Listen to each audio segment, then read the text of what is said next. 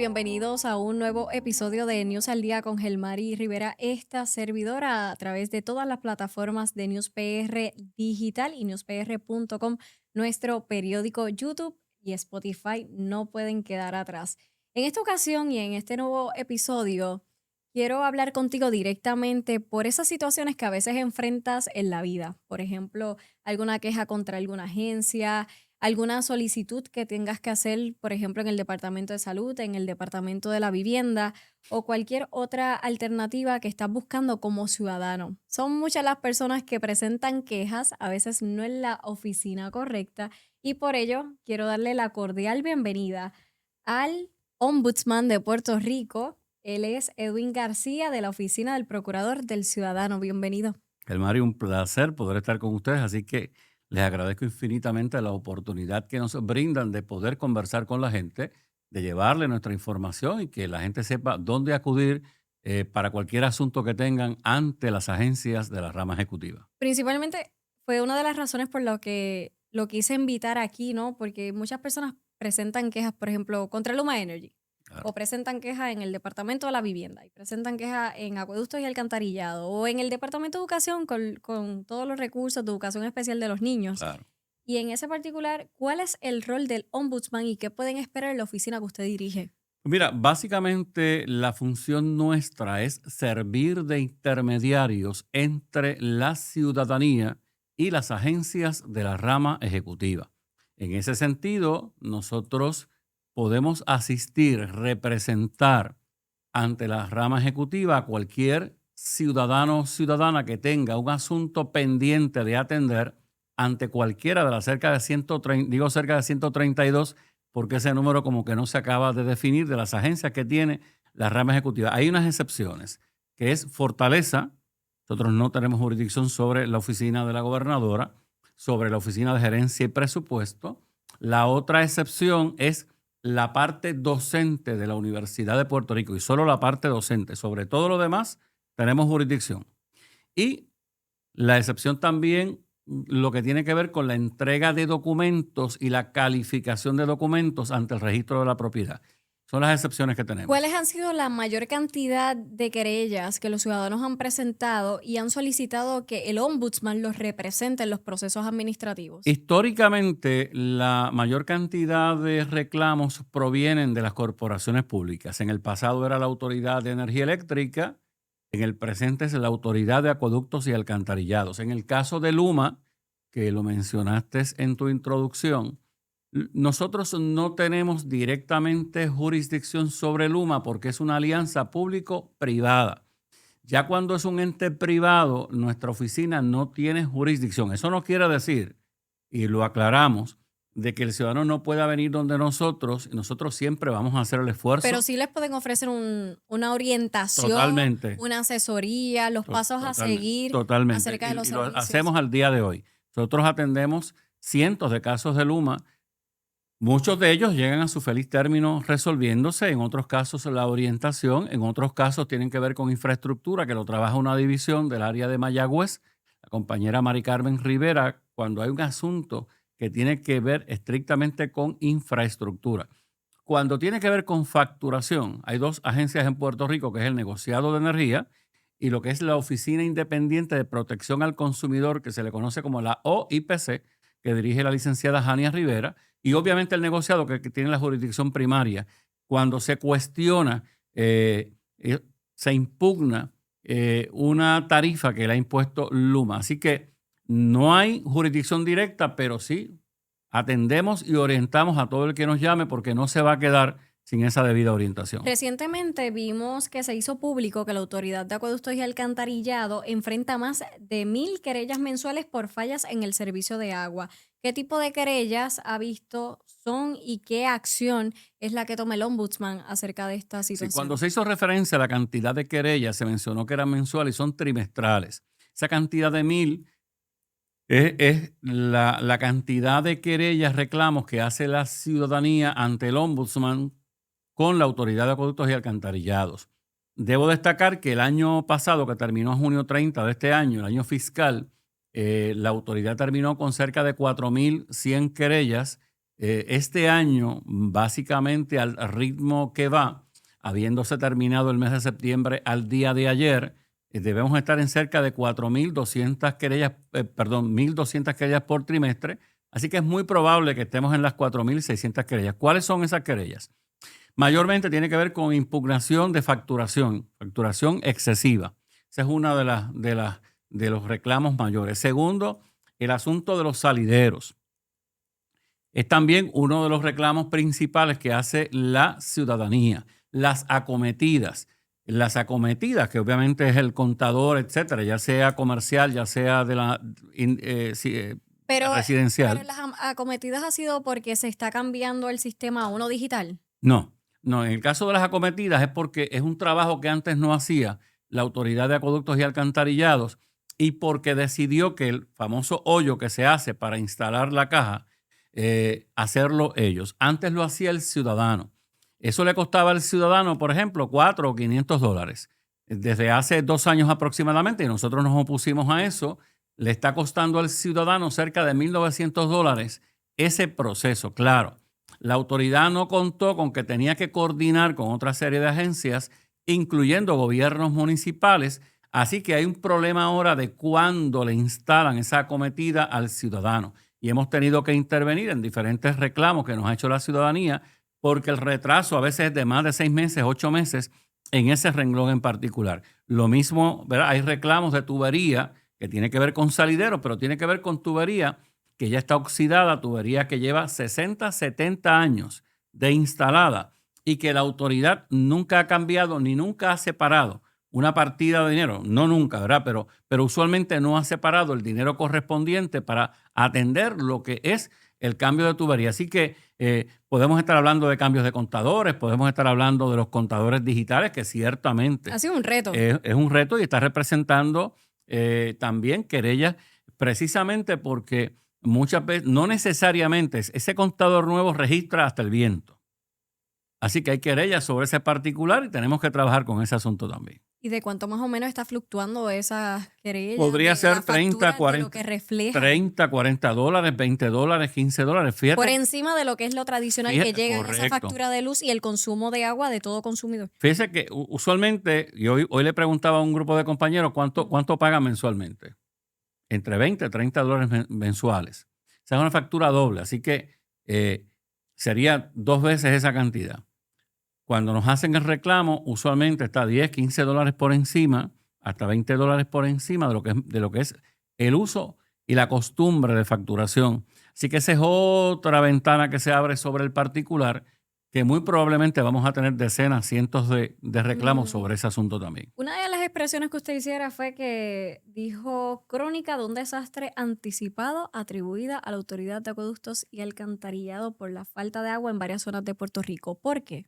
Pero porque yo, antes de ser procurador del ciudadano, me desempeñé como alcalde del municipio de Camuy por 18 años. Y los mismos problemas que hoy tenemos en términos de la Autoridad de Acueductos y Alcantarillados eran los mismos problemas que teníamos en el municipio, digamos, de Camuy.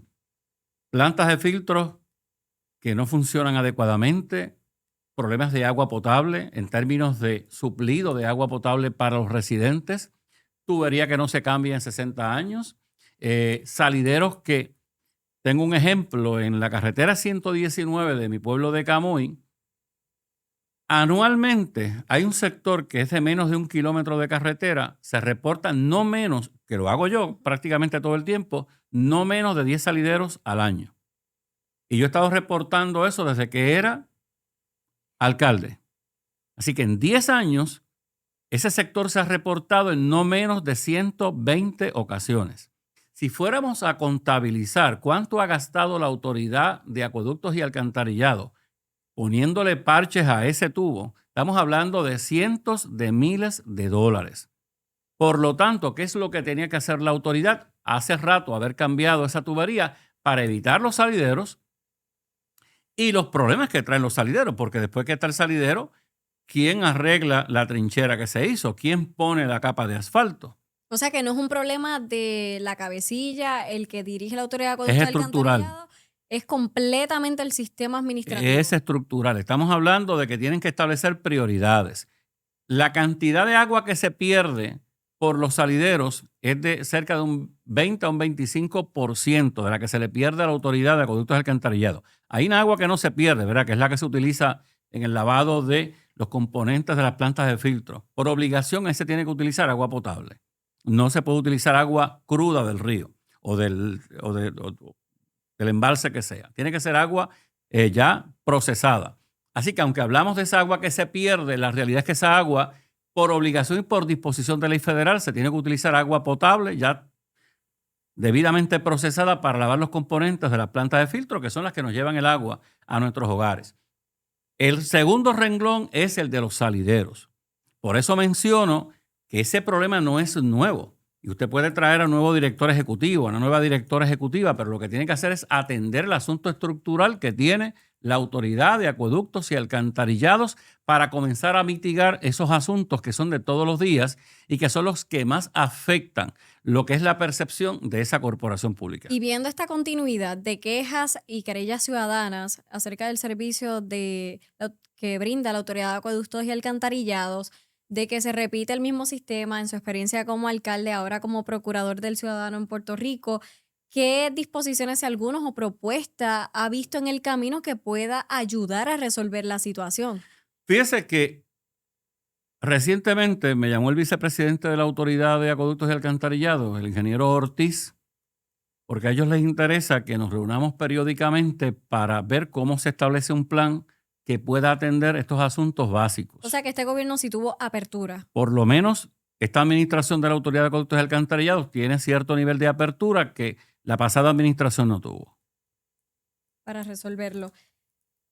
Procurador, también hemos visto que señaló que está en jaque la salud de los empleados públicos tras los altos costos de los planes médicos. ¿Cuál es el reto principal que está viendo que se está enfrentando? Acabado de discutir con el secretario de Salud en una reunión que terminó hace unos minutos. Perfecto. Esas son las noticias que a mí me gustan, así, en caliente. Y donde me informa que el día 9 de octubre muy probablemente van a estar discutiendo este asunto. La aportación que le hace el gobierno a los cerca de 150,000 empleados públicos, en su mayoría, no a todos, es de $125 mensuales para el pago del plan médico. Esa cantidad ya dejó de ser algo razonable y es totalmente irrazonable.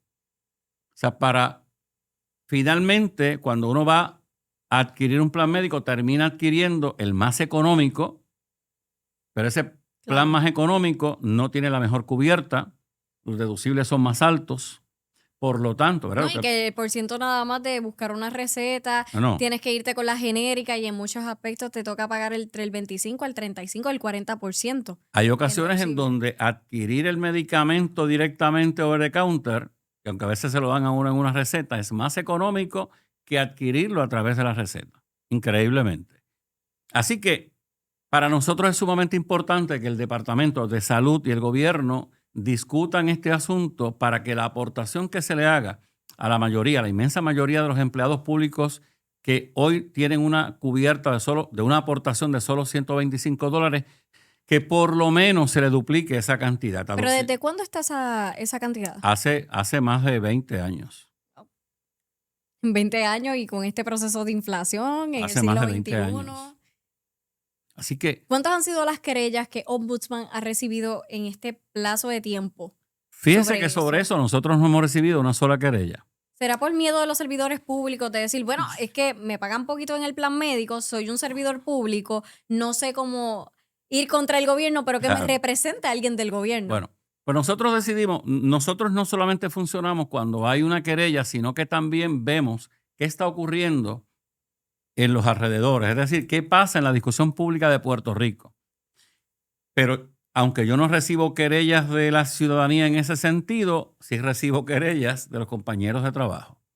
Así que ese escenario, cuando un compañero de trabajo me plantea que lo que está aportando, que inclusive nosotros tenemos la obligación de aportar porque no podemos hacer una aportación mayor, nosotros decidimos extrapolarlo públicamente y hacer un reclamo público para que se discuta públicamente y que en efecto se le pueda buscar una solución. Si hay dinero para otras cosas, pues sencillamente debe haber dinero para el asunto de la salud de nuestros empleados públicos. Un empleado público que esté saludable, que pueda. ¿Cuánta gente me he encontrado que me dicen, no puedo hacerme estos laboratorios porque el deducible es muy alto?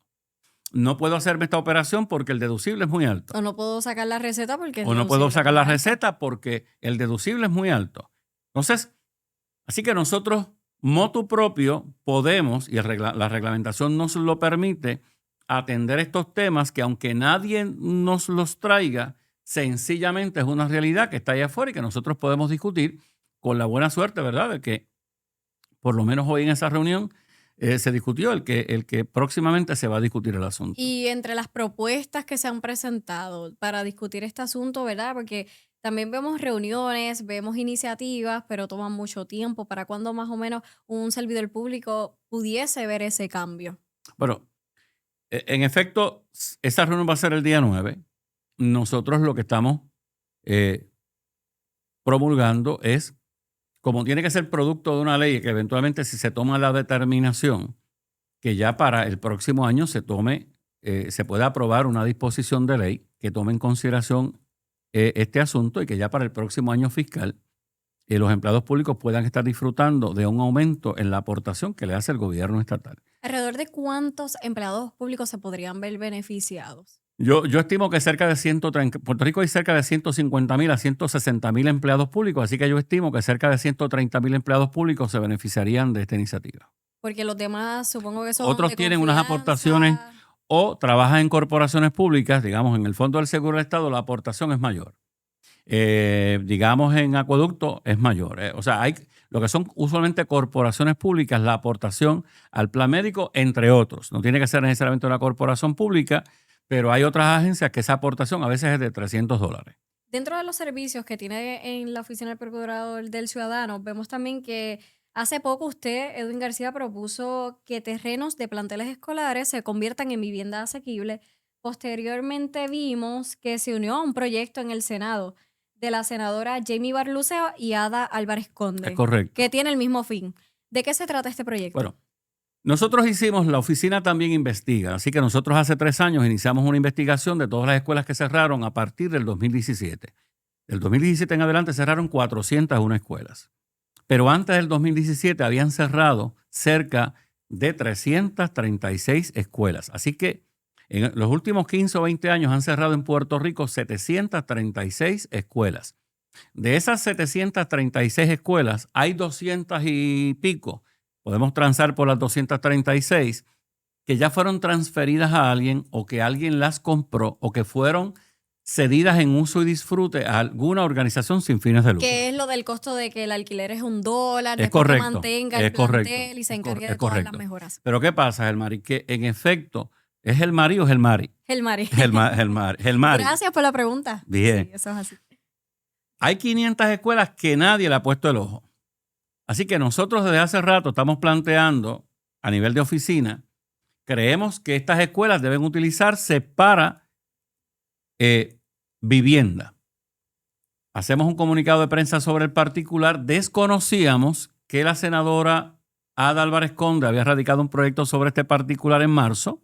Desconocíamos que la senadora Jamie Barlucea era coauspiciadora del proyecto. Así que cuando emitimos el comunicado, se nos hace saber que hay un proyecto. Nos reunimos el lunes lunes o martes pasado, para discutir los puntos de convergencia que pueda haber entre lo que nosotros planteamos y lo que ellas plantean en su proyecto. Ese proyecto ya está en reglas y calendario, así que lo que nosotros le solicitamos a las dos senadoras es que se detenga el proyecto en reglas y calendario para entonces, luego de un viaje que tenemos esta próxima semana, reunirnos y entonces ver cómo se puede enmendar ese proyecto, qué adicionarle, qué quitarle, qué enmendarle, de manera que sean proyectos viables. Hay diferentes alternativas.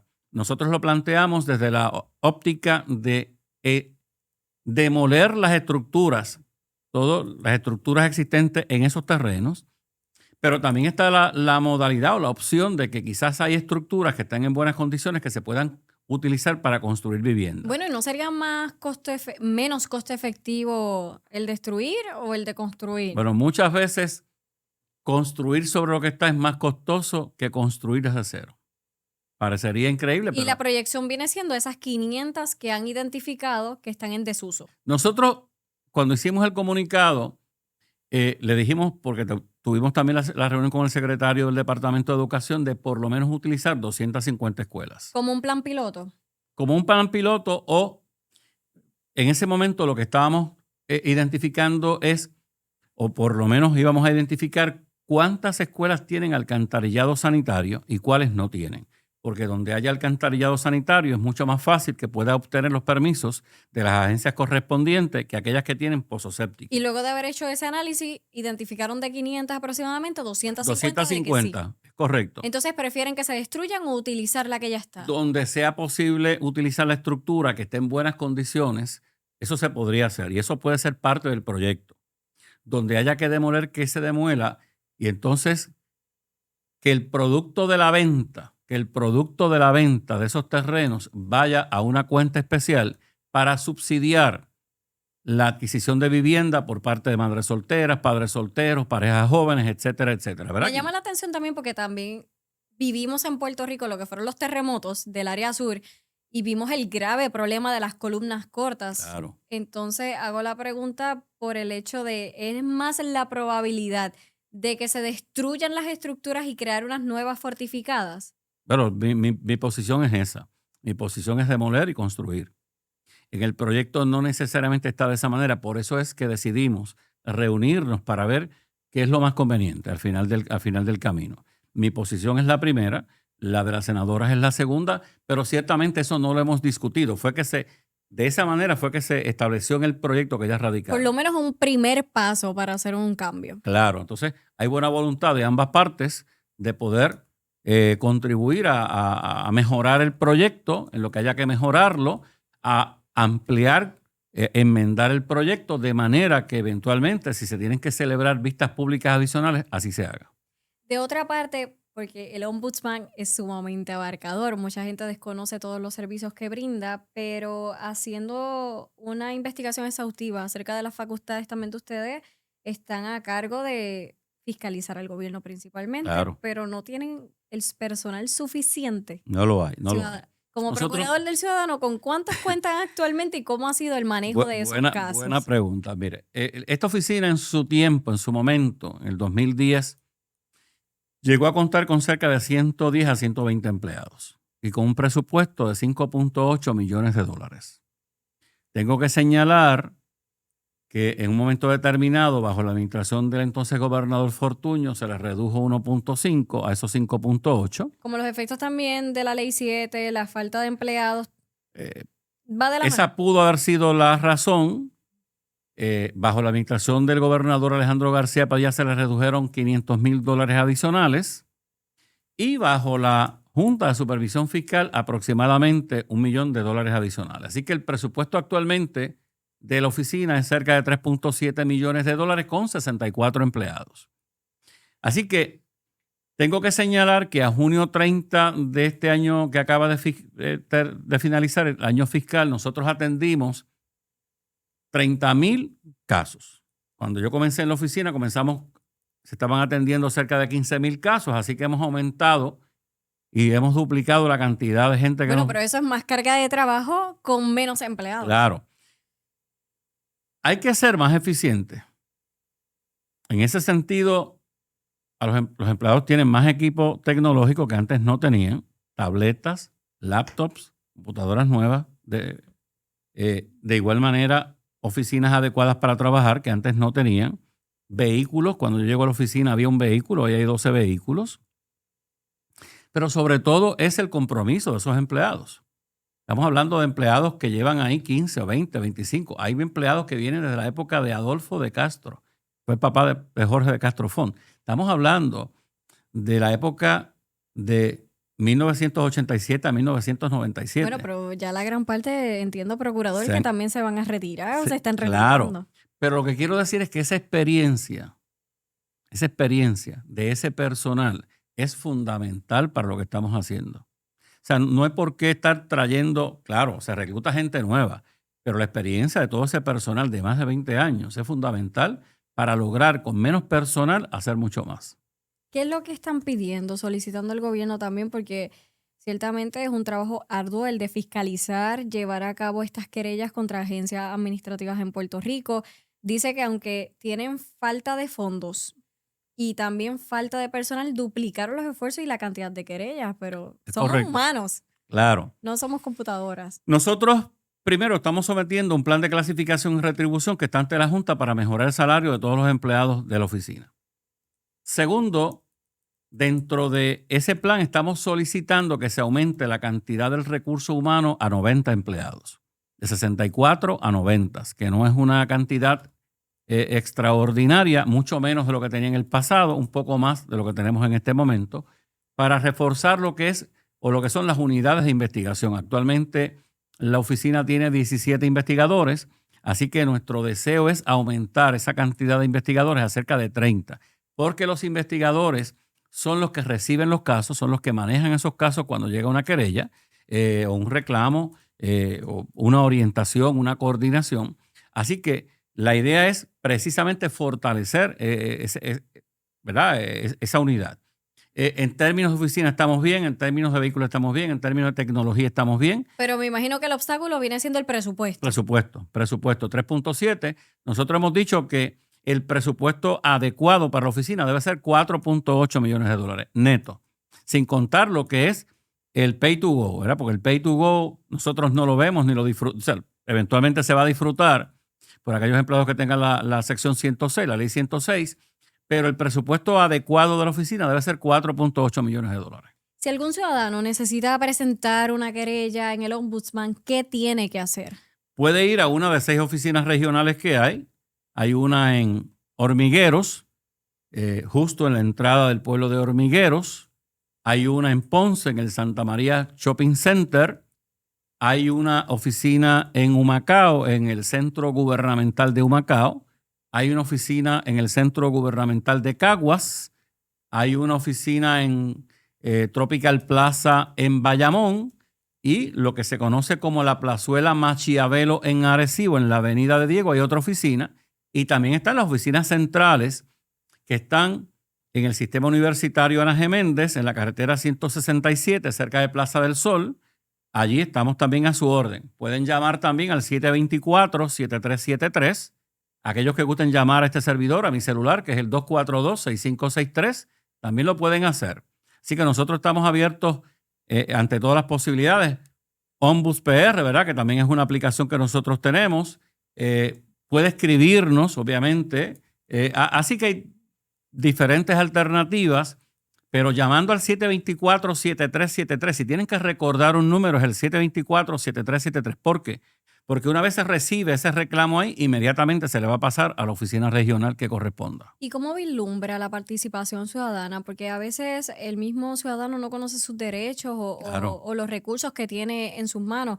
Menciona que por lo menos ha podido duplicar de un 15 a un 30,000 aproximadamente de querellas. Sin embargo, son pocos los investigadores que cuentan. Qué bueno que las están llevando a cabo, pero esos son los que toman el camino y Claro. se educan y dicen, mira, tengo este número de Claro. teléfono disponible, pero ¿qué hacemos con los otros que tienen el Pues desconocimiento? precisamente una de las partidas que nosotros siempre solicitamos en el presupuesto es la parte de cómo llevar la promoción de la oficina para que una mayor cantidad de gente, además de las ferias en las que participamos, ferias municipales, ferias de legisladores, ferias del gobierno estatal, ferias privadas, pero necesitamos un poco más, ¿verdad? En la medida en que el gobierno pudiera asignar más recursos y que nosotros pudiéramos estar en diferentes plataformas sociales para plantearle al ciudadano qué es lo que hacemos, exponerle obviamente cuáles son los mecanismos para accesarnos, eso permitiría que quizás ese número de 30,000 aumente a 40,000, a 50,000, porque sin lugar a dudas el gran problema de las agencias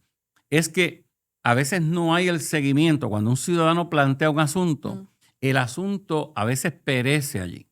Y están 4 meses, 5 meses, no hay quien le conteste. Y creo que por eso la gente se cansa y dice, no voy a llamar a este número Claro. de teléfono porque no me están resolviendo Claro. el problema. Claro, por eso nosotros hacemos el compromiso, ¿verdad? Cualquier persona que me quiera llamar saliendo de aquí al 242-6563, que haga el ejercicio para ver si yo les voy a responder. Y el compromiso mío es que el 100% de las llamadas que me entren a ese celular, yo las voy a atender, las voy a canalizar. Igualmente, llamada que entre al 724-7373 se tiene que canalizar y se le tiene que dar seguimiento. Amén, que estamos mejorando nuestra plataforma, que en enero debe estar disponible, precisamente para darle más acceso al ciudadano. para darle seguimiento a que ese reclamo que hizo el ciudadano en tiempo real veamos dónde está. Pero ¿cuáles son las quejas que un ciudadano puede presentar o solicitar el recurso del ombudsman para llevar a cabo? Una persona que no se le concede una cita, una persona que no se le concede una vista administrativa, una persona a quien el ciudadano entiende que el gobierno le debe dinero, una persona que ha planteado un caso ante una agencia para una vista administrativa y no le han contestado, una persona que tiene una operación pendiente en el Fondo del Seguro del Estado y pasa el tiempo y no tiene una contestación, una persona que de educación especial. Hoy estamos reunidos con la Alianza de Autismo. Pues ciertamente una persona que está haciendo un reclamo para un estudiante de educación especial porque no se le asignó un T1. Todo ese tipo de cosas. Una persona que tiene un asunto ambiental y entiende que el Departamento de Recursos Naturales no ha actuado. Una persona que entiende que la Junta de Calidad no ha actuado por otro lado con otro asunto. Que la policía hay algún asunto pendiente, un recurso y no ha actuado. Así que mire, si usted tiene una duda, yo prefiero que usted nos llame, que usted nos ocupe. Más allá de si usted pueda entender que en efecto la oficina lo puede atender, mi invitación hacia usted es que nos llame. Nosotros le vamos a orientar, pero no solamente le vamos a orientar, le vamos a acompañar. Por ejemplo, si ese asunto que me plantea es de la procuradora del paciente, pues no le vamos a decir en la oficina, mira, tienes que llamar a la procuradora Eso del es lo que le paciente. iba a preguntar, ¿cómo es su unión a los demás procuradores? Porque tenemos el Espectacular. procurador del paciente, tenemos el procurador de las personas con impedimentos, tenemos Adultos mayores, la de adultos mayores, la procuradora de las veteranos. mujeres, procurador del veterano. Si llaman al procurador del ciudadano, sirve como una alianza y toda esa Totalmente. facultad pasa al otro procurador expertise en el tema o lo trabajan en conjunto. Se supone ¿Cuál es la norma general? Se supone que quien tenga la jurisdicción es que lo atienda. Si es un paciente, se supone que lo atienda la Procuraduría del paciente. ¿Cuál es la diferencia? Cuando nos llama un ciudadano porque tiene un asunto que le concierne o le compete a la Procuraduría del paciente, la diferencia es que nosotros le vamos a dar seguimiento porque tenemos jurisdicción sobre esas procuradurías al asunto que se le ha planteado a la Procuraduría del paciente. Es decir, no vamos a dejar al ciudadano solito con la Procuraduría del paciente, con quien tenga una excelente relación, con su procuradora, solito. No, nosotros le vamos a acompañar y vamos a darle seguimiento al ciudadano y a la Procuraduría para ver si hubo la reunión. Por ejemplo, recuerdo un caso en Mayagüez, una joven en Mayagüez, un asunto de salud y un asunto de vivienda. El asunto de vivienda me correspondía a mí y el asunto de salud le correspondía a la procuradora del paciente. Terminamos atendiendo los dos asuntos, trabajando en conjunto. Y eso es lo que hacemos. Cuando nos llama un veterano, la misma historia. Cuando nos llama una persona, un adulto mayor, la jurisdicción primaria es de la procuradora o la Procuraduría de Adultos Mayores, pero eso no quiere decir que vamos a dejar solo al ciudadano o a la ciudadana lidiando con aquella agencia, sino que le vamos a acompañar en el proceso. ¿Cuáles son las estrategias que busca implementar o que ya se encuentran en curso, por lo menos en la Procuraduría que usted dirige, como del ciudadano? Mira, nosotros tenemos un plan de 3 años. Lo que nosotros queremos es que las agencias entiendan que en la medida en que puedan atender a la ciudadanía, se cimenta lo que es el orden institucional. Cuando un ciudadano llama a una agencia de gobierno y nadie le atiende, sencillamente la gente deja de creer en el orden institucional. Así que para nosotros es sumamente importante que todos estos temas que estamos mencionando, nosotros podríamos meramente depender de la gente que nos llama y no tendríamos que trabajar posiblemente con nada más. Antes no necesariamente se trabajaba con estos otros asuntos, pero nosotros hacemos investigación más completa. Por ejemplo, de escuelas en Puerto Rico la tenemos nosotros. La investigación más completa de refugios. Por 3 años consecutivos hicimos esa investigación, dándole seguimiento a cómo están los refugios. Cuando comenzamos el primer año, en el 2022-23, el 65% de los refugios no cumplían. Hoy es el 33%, dándole seguimiento. Hay una aportación que hizo la Cruz Roja Americana, $45 millones para placas solares en 140 escuelas. Ese proyecto estaba medio perdido. Nosotros rescatamos ese proyecto. 140 de $45 millones en 140 escuelas. El asunto de las lanchas hacia Vieques y Culebra, cuando nosotros fuimos inicialmente allí, los baños que tienen en los baños portátiles, hoy no son baños portátiles, no son los baños de concreto todavía que queremos en el muelle nuevo que se está haciendo, pero son baños mucho mejores. No había carpas prácticamente, hoy hay carpas. Estamos dándole seguimiento, hicimos una visita recientemente. ¿Por qué? Porque nosotros queremos que el taxi esté donde tiene que estar, que el Uber esté donde tiene que estar, no donde quiere estar. Igualmente, que esos servicios de transportación para el que llega, turista, vecino de Puerto Rico, tengan los mejores servicios posibles. Así que nosotros nos limitamos y entramos en cualquier tema que entendamos que en efecto está afectando a la ciudadanía. Participamos de vistas públicas. Recientemente participamos esta semana. Por ahí va el seguimiento en cuanto a qué alternativas se alguna ha visto en los demás poderes, no tan solo el Poder Ejecutivo, sino también en el Poder Legislativo y la experiencia dentro también del Poder Judicial, si las querellas luego de ese proceso administrativo ha llegado a los tribunales y si ustedes continúan, ¿verdad?, encaminando a las personas. Sí. Nosotros no tenemos jurisdicción sobre el sistema judicial. Pero sí pueden brindar la asesoría al ciudadano. Podemos brindar la asesoría. La ley nuestra nos tiene muy limitados en términos de la comparecencia a los tribunales. Hay un proyecto nuevo que estamos discutiendo con el senador Ángel Toledo, que es precisamente, que ya está radicado. Se le presentó a la gobernadora, se le presentó al presidente del Senado, al presidente de la Cámara, se hizo en la administración pasada, sin mayor éxito de que se ventilara. Hoy hay interés del senador Ángel Toledo López de presentar el proyecto, y una de las cosas fundamentales es que nosotros podamos ir al tribunal cuando se están afectando derechos de la ciudadanía. Así que ese es uno de los aspectos fundamentales que estamos planteando en ese proyecto de ley. Lo discutimos hace aproximadamente 2 semanas. Tenemos que entregarle una información que nos solicitó el licenciado Toledo, que vamos a estar entregando entre esta y la próxima semana, de manera que se radique ese proyecto. Sí hemos visto también que hay proyectos que se están radicando, especialmente lo que tiene que ver con refugios, lo que tiene que ver con el de vivienda, por ejemplo, que mencionaste hace un rato. También tenemos que ver el de las placas solares, que hemos discutido con el secretario del Departamento de Educación. Hay seguimiento a esas iniciativas que nosotros tomamos.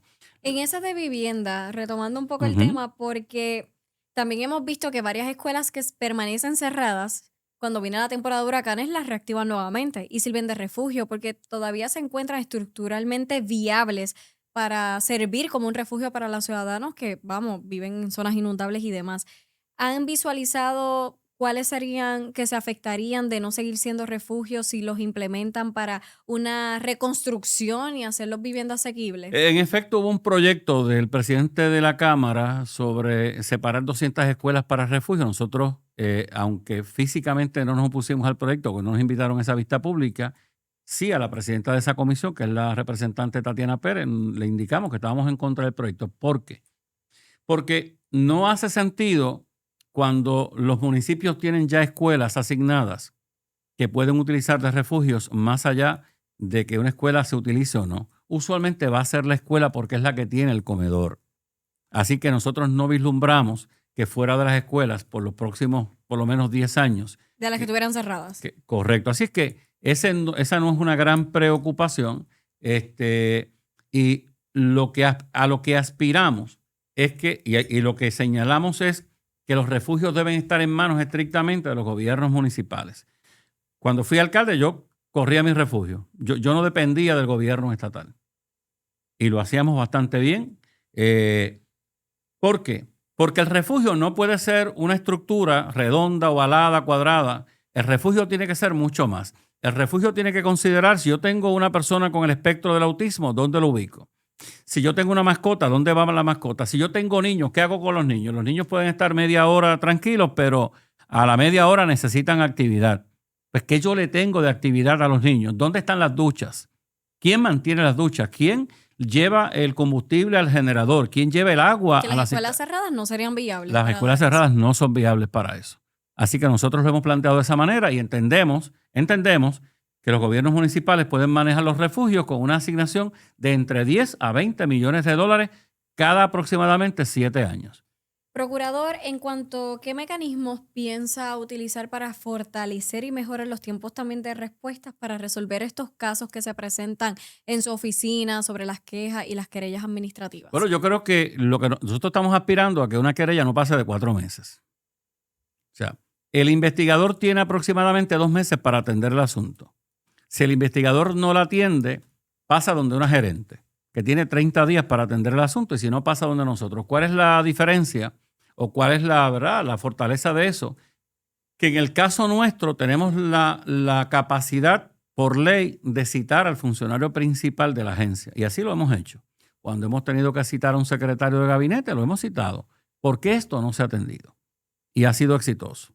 Ha sido exitoso. Así que la ley nos da esa facultad. Nosotros la utilizamos con mucha discreción y con mucha seriedad. Yo no tengo problema. Si el secretario nos llama y nos dice voy a enviar al subsecretario, yo con eso no tengo problema siempre que traiga una solución. De otra parte, mencionamos la cantidad de querellas de 15,000 a 30,000. ¿Cuántas se han resuelto? Pero básicamente de eso tienen que resolverse todas. ¿Qué yo le llamo resolver? ¿Verdad? Y aquí me parece que es importante ver este asunto. Yo hablo de atender la querella. ¿Por qué hablo de atender la querella? Porque no todo el ciudadano que plantea un asunto tiene razón en el mismo. Pero el ciudadano sí tiene derecho a que se le atienda. Y que se le diga, no te asiste la razón por esto y por esto. Inclusive, nosotros le planteamos a los jefes de agencia, si el ciudadano no tiene razón, plantéamelo. Dame los fundamentos. Las conclusiones de hecho y de derecho. Punto. Más allá de eso no vamos a buscar nada más. Y nosotros le hacemos saber al ciudadano. Si el ciudadano tiene derecho, vamos a ir hasta las últimas consecuencias. Ahora, nosotros estamos adscritos a la rama legislativa, no a la ejecutiva. Por lo tanto, nosotros no podemos tener la facultad de multar. Así que depende mucho de la cosa pública, de venir a estos medios, de aprovechar esta oportunidad para indicar, oiga, ¿qué secretario o qué funcionario o qué facilitador no está dando la milla extra? Y a ningún secretario le agrada que uno se pase diciendo por ahí, fulano es de los que no cumple, fulano es de los que cumple. Así que me parece que eso al día de hoy ha funcionado. Todos los casos tienen que ser atendidos. Todos los casos. Lo que a mí me preocupa, ¿verdad? Porque en un momento determinado, cuando yo llegué, yo vi casos de 1998. Pero la verdad, ¿qué funcionario, qué secretario, jefe de agencia está cumpliendo y cuáles no? Bueno, le decía al secretario del Departamento de Educación antier, ¿verdad? Y lo digo porque lo hablé con él. Le decía, estos 3 funcionarios, ¿verdad? Y ahí sí me voy a reservar los nombres, no están cumpliendo. Me dijo, yo me voy a encargar de eso. Porque yo le digo, secretario, ¿cómo es posible que yo le llame a usted y usted me atienda la llamada? ¿Cómo es posible que yo le escriba a usted y usted me conteste el texto? ¿Y cómo es posible que llame a sus funcionarios y sus funcionarios no contesten? ¿O es que están más ocupados que usted? Así que yo creo que cuando eso sucede, ese secretario va a llamar a esos funcionarios. En efecto, los llamó para la reunión, lo que pasa es que estaban fuera de la oficina. Por lo tanto, a mí no me agradaría, si yo trabajo para un jefe de agencia, el que sea, un secretario, una secretaria, que el secretario me llame y dice, mira, me están llamando porque tú no has cumplido con tu responsabilidad. E inclusive en el proyecto de ley que estamos radicando hay una sección. ¿Con cuál? El de el nuevo, el proyecto nuevo, correcto. Hay una sección un poco controvertible que es que aquella agencia que nosotros le informemos, nosotros hacemos un informe anual. ¿Cuál es el número de ese proyecto? Procurador. No, está sin proyecto, está sin número todavía, ¿verdad? Pues tan pronto lo radique es correcto. Okay. Hay una sección que lo que dispone es lo siguiente, que aquella agencia de gobierno que no cumpla con los requerimientos de la oficina, que se le reduzca el presupuesto. Y alguien podría decir, bueno, eso es contraproducente. No, es que tiene que haber consecuencias. Tiene que haber consecuencias. Y quien mejor puede atender ese asunto es la Comisión de Hacienda de la Cámara cuando se dan las vistas públicas. Si nosotros le certificamos que estas 10 agencias no están cumpliendo, que ellos también llamen la atención de esos jefes de agencia que no están cumpliendo. Así que eso es una disposición que está allí. Si finalmente va a permanecer o no, ya lo veremos. Ya veremos.